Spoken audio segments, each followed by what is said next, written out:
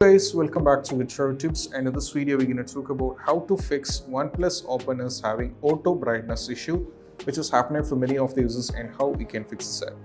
So if you're having this trouble, just follow this instruction, and the first one is all about you have to restart your phone, and that is what you have to do.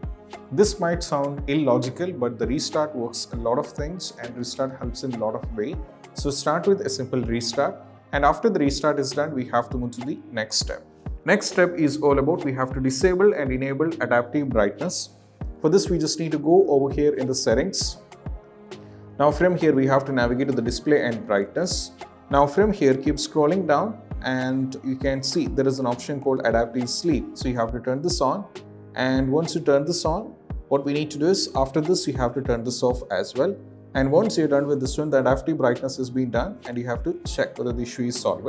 Still, if you're having the issue with after even trying these two steps, if you're having the issue, the next one is all about you have to do a factory reset. For this, we just need to go over here in the settings. Now from here, keep scrolling down and navigate to about device. Sorry, not over here. Let me go back. Go to the additional settings. Keep scrolling down and navigate to backup and reset. Go for reset phone. Go for erase all data.